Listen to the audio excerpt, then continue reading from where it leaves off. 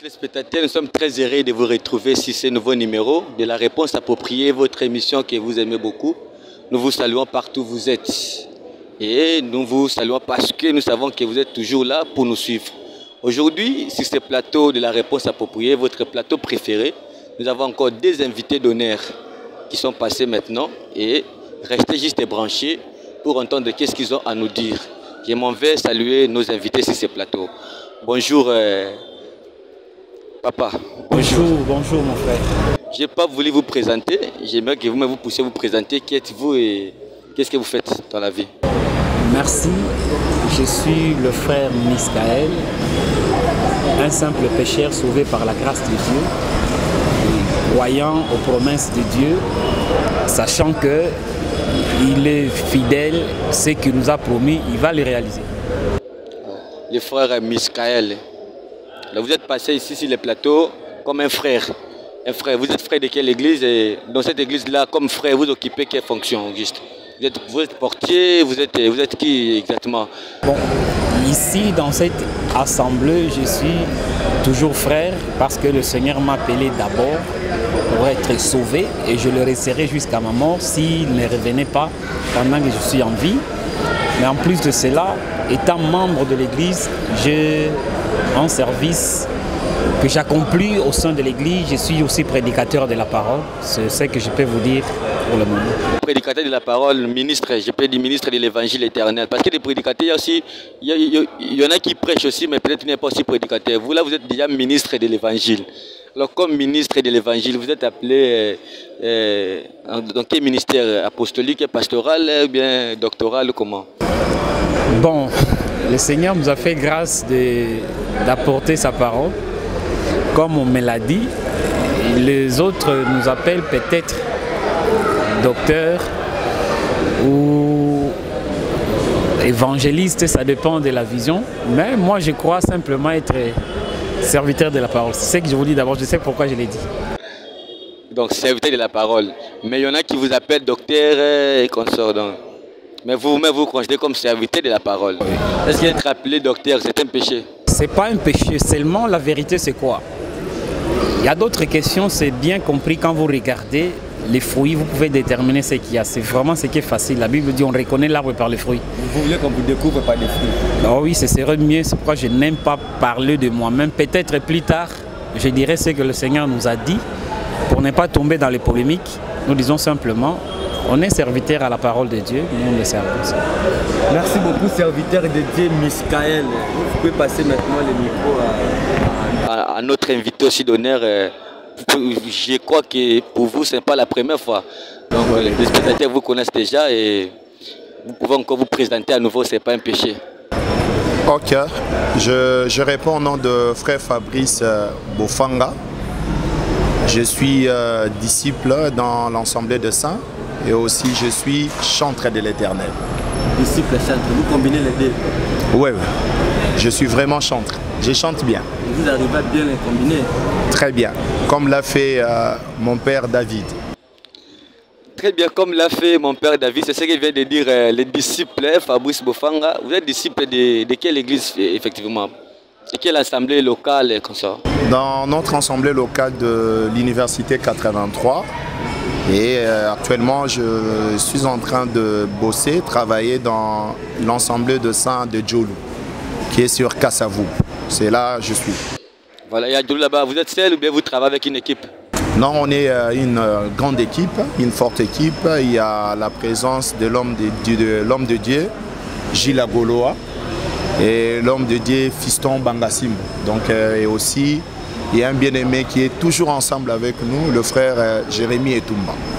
Donc, on est là, on est en train de bosser. Merci beaucoup. Je vous remercie, disciple Fabrice. Vous pouvez passer le micro au serviteur de Dieu, Miskaël. Vous êtes invité sur ce plateau parce que vous avez animé un séminaire dans l'Assemblée de Djolou numéro 10 à Kassavou. Il y avait une action évangélique là-bas dont vous étiez les orateurs, vous les deux. Voilà pourquoi nous vous avions invité pour essayer un peu d'échanger avec vous concernant l'action qui était passée. quel était le thème et quelle était au moins la synthèse de votre message. Qu'est-ce que vous avez dit exactement dans votre message, afin que ceux qui n'étaient pas présents puissent au moins bénéficier de la synthèse que vous allez faire par rapport à votre intervention. Vous avez intervenu pendant combien de jours et c'était comment? Vous avez la parole, serviteur de Dieu. Si, oui, nous venons d'animer un enseignement à l'Assemblée de Djoloux. À l'Assemblée de Djoloux. Le thème était tiré dans le livre de Genèse 45, le verset 26 et 27. Je peux encore lire cela. Et ils lui rapportèrent et lui dirent, Joseph vit encore, et même c'est lui qui gouverne tout le pays d'Égypte. Mais son cœur s'engourdit, car il ne les croyait pas. Ils lui dirent toutes les paroles que Joseph leur avait dites. Et lorsqu'il vit le chariot que Joseph avait envoyé pour les transporter, alors l'esprit de Jacob, leur père, reprit vie. Voilà là on a tiré ce thème qui était Joseph vit encore. Clairement ici il y avait 11 personnes qui venaient d'être en présence de Joseph, qui étaient leurs frères, qu'ils avaient vendus. Et il s'est fait que pendant un temps, et les frères de Joseph et leur père Jacob n'avaient aucune information sur ce qu'était devenu Joseph. Il y a eu un silence entre le temps que ses frères l'avaient vendu et le jour qu'ils sont descendus pour dire à leur père que Joseph vit encore. Donc cette parole, c'était une affirmation qui devrait démontrer que Joseph qui était vendu n'était pas disparu, il était encore en vie. Et c'est curieux parce que c'était 11 personnes. Chacun avait son nom. Apparemment, ils étaient vivants, mais personne n'a dit « Joseph est vivant, moi aussi je suis vivant ». Donc tous n'annonçaient qu'une seule nouvelle, Joseph vit encore. Et c'est Joseph qui vivait, c'est celui qui était devenu dans la gloire dans le royaume d'Égypte. C'est-à-dire, ce message voulait annoncer ce que Dieu devrait faire dans la suite des temps. Un homme qui devrait être haï par les autres pour rien, mais qui devrait se révéler à 11 personnes, qui devraient apporter sa nouvelle après sa victoire de la mort. Parce que Joseph qui est entré dans la prison n'annonçait que Christ qui devrait être livré, qui devrait être pris comme mort, et quand il s'est ressuscité, vous rendrez compte qu'ils étaient au nombre de 12, mais Judas était mis de côté, ils étaient à 11 à qui Jésus s'est révélé. Et les 11 disciples, les 11 apôtres ne sont là que pour dire Jésus est vivant. Donc Joseph vit encore. C'est un message fort qui signifie que Jésus qui a été haï par ses frères, vendu, il n'est pas mort comme les autres, il est revenu à la vie. Voilà Joseph qui vit encore. C'est Jésus-Christ qui est vivant et cette fois pour toujours. Donc en quelque sorte, Joseph était l'image de Jésus. Tout à fait. C'est ce que nous avions dit en d'autres termes. C'est-à-dire, vous remarquerez que c'est Joseph, comme je l'ai dit, il était quelque part dans la maison de son père et il s'est fait que ses frères étaient déjà sortis au nombre de 10. Lui, Joseph, n'était pas avec eux dans ses cortèges. Après leur sortie, Joseph est venu seul, comme quelqu'un qui était resté dans la maison de son père pendant que les autres sont devenus voyageurs sur la terre. Cela annonçait la présence des humains sur la terre. Quand nous sommes venus, Jésus n'était pas avec nous. Il devrait venir après nous, mais il possédait le ministère du rachat, de la rédemption pour tous ses frères.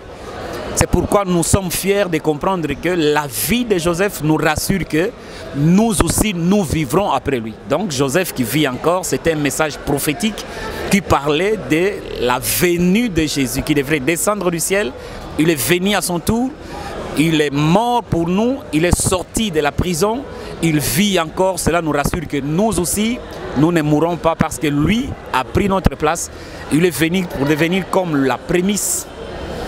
C'est lui qui devrait nous montrer que la mort n'est pas la fin. Lui, il est revenu à la vie. Nous aussi, nous reviendrons à la vie avec lui, chacun à son temps. Merci beaucoup, docteur. Quelle était au moins l'atmosphère de l'auditoire? quand vous avez intervenu avec ce fort message de Joseph vit encore, quelle était la retombée du message selon vous-même? Est-ce que vous avez vu qu'il y avait les gens qui avaient bien compris? Est-ce qu'après cela, il y a eu des questions qui vous ont été posées? Comment vous pouvez parler par rapport à cette question? Par la grâce de Dieu, l'Assemblée avait bien réagi, les messages étaient très bien compris et d'ailleurs, c'est notre prière. Nous disons quand l'enseignement n'est pas bien compris, il y a quelque chose qui ne va pas. Nous sommes de ceux qui nous débattons par la grâce de Dieu de faire que chaque fois que l'enseignement est donné, on peut peut-être oublier quelques versets, mais du moins que la grande pensée de l'enseignement soit comprise. C'est ça l'essentiel du ministère, sinon ce n'est pas utile. Le Seigneur veut que les gens comprennent la parole parce que la vie dépend de la compréhension de la parole. Okay. Donc je peux dire en quelques mots, ça a été une réussite parce que les gens avaient bien compris. Ah oui, les messages étaient très bien passés et puis les réactions de l'Assemblée démontraient clairement qu'ils avaient compris les messages. Merci beaucoup, docteur. Et je m'en vais maintenant auprès des disciples Fabrice Bofanga. Vous étiez déjà sur ce plateau. Les téléspectateurs attendaient parce qu'il y avait des questions qui vous ont été posées. Maintenant, il y avait une question disant que vous organisez les séminaires là pour chercher de l'argent. Ou bien c'était quel était l'objectif principal? Vous avez dit que l'objectif principal c'était l'évangélisation. Est-ce que après l'événement, qu'est-ce que vous pouvez dire maintenant aux téléspectateurs? Est-ce que vous avez atteint l'objectif poursuivi ou non? Selon vous-même. D'abord, cette question, la réponse elle est positive. Comme je l'avais dit l'autre fois, lorsque l'œuvre de l'Éternel se fait, même si nous gagnons un seul âme, déjà c'est une grande joie. Mais le Seigneur nous a fait grâce de dépasser déjà ces nombres-là. J'annonce même au bien-aimé qui nous suit de loin, il y a même un bien-aimé qui était venu. Il ne prie pas avec nous. Lui-même il a dit. Il a dit que la manière que je suivis la prédication de Joseph vit encore, je préfère rester dans cette église. Il y a notre sœur qui est chantre, je ne vais pas citer le nom. Son fils, il n'a jamais été baptisé. Le même jour de la prédication, il a demandé qu'il veut être baptisé. Je trouvais qu'on a marché avec le trace des apôtres. C'est-à-dire lorsqu'ils ont écouté, ils ont demandé que ferions. Nous sommes dans cette voie-là. Voilà pourquoi nous disons que la réussite, elle est totale. Et par la grâce du Seigneur, la question dont vous avez posée au docteur... Oui, ça viendra aussi pour vous. En fait, fidèles téléspectateurs, vous comprenez que nous avançons parce que vous êtes aussi parmi les orateurs. Lui avait intervenu pendant combien de jours? Vous allez répondre. Toi, tu avais intervenu pendant combien de jours? Vous allez aussi répondre. Il y avait combien de jours au total? Et par rapport à votre message, votre jour ou bien vos jours d'intervention, des résumés aussi, mais pendant une minute. Comme ça, on va poursuivre avec l'émission parce que nous n'avons pas beaucoup de temps. Vous avez la parole, monsieur Fabrice, disciple Bofanga. Je vais juste donner une petite synthèse. La pensée clé, c'était d'abord de montrer au peuple de Dieu qui était d'abord Joseph. Il était d'abord qui? On a expliqué. Je crois que tout le message est sur le Facebook. Et après, nous avions montré qu'est-ce qui a fait que ce frère puisse l'haïr. Parce que c'était dans le vide ou quoi. Qu'est-ce qui a fait que ce frère puisse l'haïr? D'abord, ce qui a fait que ce frère puisse l'haïr, c'était d'abord l'habit que son père l'avait cousu. Et lui, il était plus aimé par rapport à ce frère. C'est-à-dire, ça créait la haine envers Joseph. Et nous avions dit ceci en expliquant, on a expliqué qu'ils étaient au nombre de 10 lorsqu'ils l'ont vendu. Ils étaient au nombre de 10. Et nous avions expliqué pour donner une précision solide, ce n'est pas tout Israël qui a vendu Jésus. Il y a une partie d'Israël qui a vendu, mais il y a une partie qui n'a pas vendu Jésus. Nous avions expliqué par rapport à Benjamin. Lorsque nous avions expliqué, nous avions pris Benjamin comme étant les apôtres qui participent aujourd'hui dans notre équipe, comme étant le bien-aimé et tout. Mais aujourd'hui, nous sommes ensemble avec les apôtres. Ce n'est pas tout Israël qui a vendu Jésus. Et nous avions donné un élément en disant ceci. La présence de Joseph parmi les nations, ça nous a ouvert une brèche pour accéder dans le trône, dans le royaume. Aujourd'hui, on est fiers d'être appelés enfants de Dieu. Parce que Joseph avait accepté de quitter ce frère et venir vers nous. Et lorsqu'il est venu vers nous, il nous a prêché la bonne nouvelle. Et aujourd'hui, la bonne nouvelle que nous annonçons dans l'église, c'est Jésus-Christ crucifié et ressuscité. Et en d'autres termes, dans notre manière de parler sur l'évangile éternel, Jésus-Christ crucifié, ce n'est pas seulement lorsqu'on dit Jésus-Christ crucifié. Non. Même si je te prêche l'hippopotame, même si nous te prêchons sur le crocodile, tout est là, Jésus-Christ est crucifié. Donc votre enseignement se résume dans Jésus-Christ est crucifié. Joseph vit encore. Joseph vit encore. Comme ça, vous passez le micro au docteur. Docteur, je reviens vers vous. Et je vous vois un peu calme. C'est comme si vous avez peur de quelque chose, docteur. Mais je crois que vous n'avez pas peur. Je vais vous faire parler parce que vous ne voulez pas parler. Cependant, je sens en vous que vous avez des très bonnes choses. Mais avant toute chose, je voudrais d'abord vous demander, c'était une action. Est-ce que vous avez arrêté ou bien vous continuez avec l'enseignement à l'Assemblée de Djolou? D'abord, c'est une bonne chose. Dans cette assemblée, j'ai trouvé l'heure horaire, c'est très bien, c'est vraiment très bien. Ils prient chaque lundi de 16h30 à 18h30, chaque vendredi de 16h30 à 18h30 et puis chaque dimanche de 17h30 à 18h30. Donc, dans ces heures-là, je suis libre. Alors, j'ai pris plaisir d'être avec eux pendant longtemps, de pouvoir avancer avec eux. J'ai continué d'animer l'enseignement. Et puis, ce sera encore pour longtemps. Voilà, merci beaucoup. J'ai une toute dernière question pour vous, docteur. Vous allez répondre à ça à deux volets. Le premier volet, vous allez répondre comme un homme de Dieu, comme un serviteur de Dieu.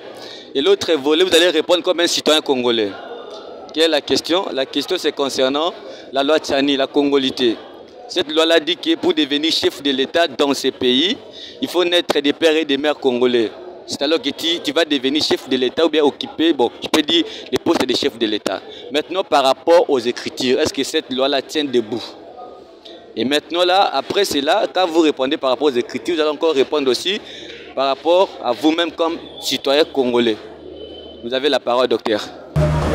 D'abord, je vais dire quelque chose. Si je prends dans la nature, il est impossible de prendre la constitution des États-Unis, l'appliquer au Congo, ça ne va pas marcher. Parce que la constitution, ce sont des choses des hommes, faites selon chaque pays. Cette Bible que nous détenons, c'est une constitution pour le royaume des dieux. Ça n'a rien à faire avec n'importe quel pays. Donc il y a déjà incompatibilité entre la constitution des dieux qui est la Bible et l'appliquer au Congo, ça n'a pas de place.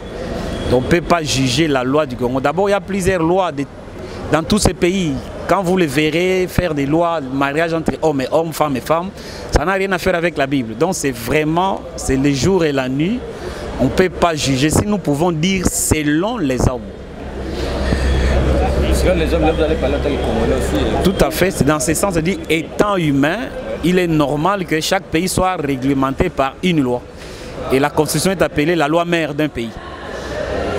Je n'ai aucun pouvoir de pouvoir influencer parce que je ne suis ni député ni rien. Mais néanmoins, c'est que les députés vont voter, ceux qui seront majoritaires. C'est la loi qui serait passée. Et puis moi, en tant que Congolais, je ne peux dire que d'accord, je dois appliquer la loi de mon pays. Mais le juger, voilà, je vais dire quelque chose. D'abord, c'est aussi une partie de ce message que nous sommes en train de parler. L'Écriture dit ceci. Quand les frères de Joseph ont dit à leur père que Jacob vit encore, Jacob n'avait pas cru. Joseph vit encore, Jacob n'avait pas cru. Ça c'est un. La Bible dit, ils lui ont dit toutes les paroles que Joseph leur avait dit. C'est-à-dire pour convaincre les gens pour ce qui concerne Joseph, on ne va pas étudier à l'école. Il faut avoir été avec Joseph. Il a révélé sa parole aux concernés. Et ces gens-là, quand ils parlent, tu finiras par croire. Maintenant, vous remarquerez que c'était passé dans 3 étapes. Premièrement, ils ont dit Joseph vit encore. Jacob n'a pas cru. Deuxièmement, ils ont commencé à citer toutes les paroles de Joseph. Troisièmement, Jacob a vu le char.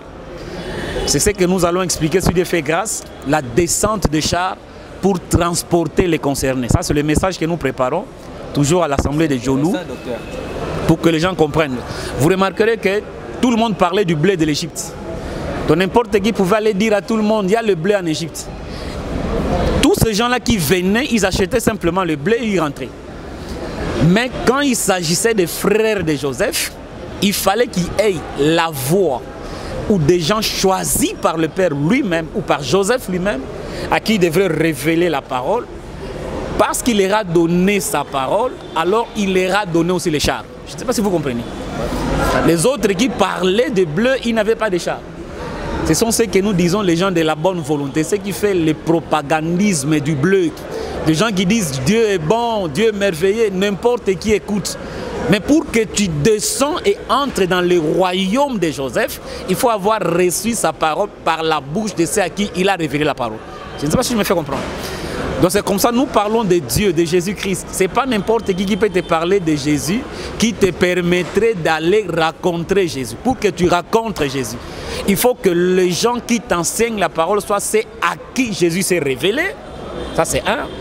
De deux, à la fin de leur message, il y aura les moyens de transport envoyés par le roi lui-même qui transportera celui qui a crié à lui par la bouche de ses envoyés. Donc tous ces gens ici qui parlent de Jésus, c'est une bonne chose, même si Jésus ne les a pas envoyés. Quand tu crois pour la guérison, tu seras guéri. Quand tu demandes l'argent, tu auras l'argent. Mais pour être transporté, tu dois croire aux 11. Ce n'était qu'aux 11 seulement. Quand ils sont partis, ils avaient le char que Joseph a envoyé. On va maintenant les expliquer dans le temps. Donc c'est pour dire que les problèmes du monde, n'importe qui peut les parler. Mais le royaume de Dieu, comme nous parlons de la loi ici, n'importe quel intellectuel peut défendre. C'est le problème du Congo. Si tu veux, peut-être tu auras la nationalité congolaise. Même pour entrer dans les royaumes, il faut être mandaté par le Seigneur lui-même. Il connaît à qui il a donné la parole. Ils savent bien défendre. Et pas seulement défendre. Jésus les connaît et il y aura un char. C'est ce que je vais un peu expliquer. Donc si Dieu voudra, pour ne pas aller en avance, préparez-vous d'un moment à l'autre. Vous allez recevoir cet enseignement, la descente des chars, pour transporter les concernés. Voilà un peu ce que nous avons. Merci beaucoup serviteur de Dieu. Et vous passez maintenant le micro au disciple Boufanga. Je ne sais pas, disciple, vous avez organisé l'événement. Est-ce que c'est fini, mais vous prévoyez encore d'autres choses dans l'avenir?